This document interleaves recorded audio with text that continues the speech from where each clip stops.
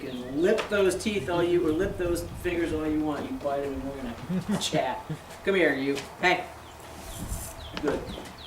Now, because Percy has designs on making this dog a show dog, which is totally within the scope of capability, he's a lovely dog. If he grows up into his frame, he's going to be quite a nice dog. Then don't do that. There we go.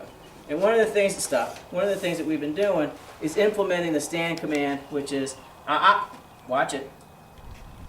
You keep those teeth off of me. Good boy. Good, good. Okay. Teaching him how to stand. And essentially, at this stage, all we're doing is teaching him to allow us to put our hands all over his body. Okay. His legs, his chest, his little dingle, and the little stone fruit back there, the tail, all of that stuff, without him shrieking and freaking out. Good boy. Don't fall again, Gomer.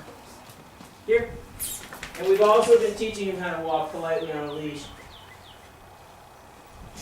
I know, bless you, huh? Again, loose leash. Okay. I'm not pulling. When he hits the end of that leash, that's his job, not mine. See how that, basically my hand doesn't react, it's there. That's all it does. Okay. Very nice, good boy. Here. Nope. There we go, good pup. Up we go. Good, sit. You ready? No, leave it. Down. Stay. Mommy's got a lot of training. His stay is about 2 seconds long. I believe this is actually the longest stay he's ever held. Okay. Very good. And again, unlimited follow-up for as long as you need until he's a year old. So, we can get this guy. Okay. Off. I would like to come once a week, whatever day is good for you. And there's no additional charge, so you can come as frequently as you need to. Okay. Good boy. No, you stop. I think I need more training. That's fine. Than Gunner. So if we don't do that, that's the way that works. If you stop doing that, then that stops doing that. He's all into the body contact. He has to touch something constantly, something warm. So when he comes home on Wednesday, I will have watched the tapes and the command. I'm going to learn the commands. No longer is he sitting on any couches. Here's your bed, lay in it.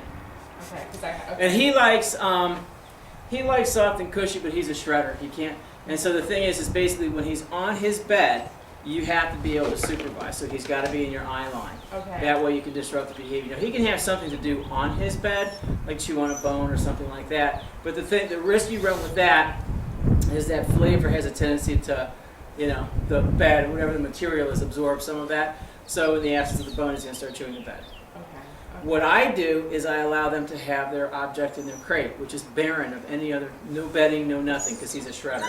Okay. He's 3 and he's still a shredder. When he gets frustrated and upset, he'll rip stuff to shreds. Okay. So when he's in the room, quiet. Thank you. When he's in the room with you, it's about you and him. And what the message has to be is, you will learn to calm yourself. I should not have to intervene.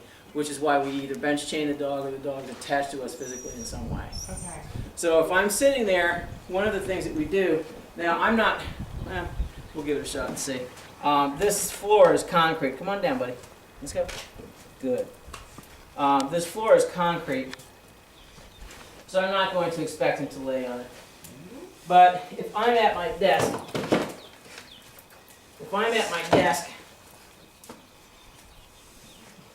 I'm going to sit with my big fat butt on the leash, and then I'm going to go about my business. Anytime he tries to interfere, I'm going to give an elbow. I'm not going to punch him with my elbow. I'm just going to kind of brush him off. I'm not going to touch him. I'm not going to talk to him. I'm going to ignore him. When he goes to chew the leash, I'm going to correct. Out! Leave it!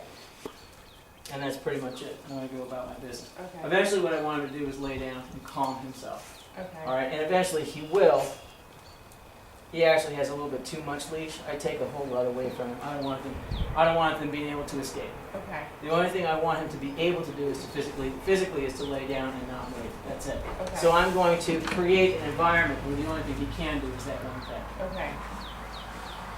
And then I'm going to choose to ignore him for however long it takes for him to settle. So before I do this, I'm going to make sure that he doesn't need to go to the bathroom. Okay. I'm going to need to make sure that he doesn't need to eat. I'm going to make sure that all of his biological needs are met, and mine are too. If I know that I'm going to be there working on my website, I'm going to be there for a couple of hours. There's my coffee, there's my whatever. I'm not going to be bothered by the phone or what have you. I'm just going to go ahead and do what I'm doing. And then that's it. Okay, that's that's easy. What you have to remember is it might take him 15, 20 minutes to settle. It has to be at least half as long before you let him off. Okay. All right, so, again, be prepared for, an hour, basically. Right. So if he wants to act like a Dorcas, okay, he can act like a Dorcas independent of you. What he needs to realize is all this vocalization and the grabbing and the pawing and all of that stuff is not eliciting the attention that he wants, okay? Just like kids. As soon as you're on the phone, Mom, what's for dinner? Mom, can I get a drink? Especially the older ones who are more than capable of getting it on their own. It's simply attention-seeking behavior. Right. Okay? Same thing. Okay. Exact same thing. He's cool.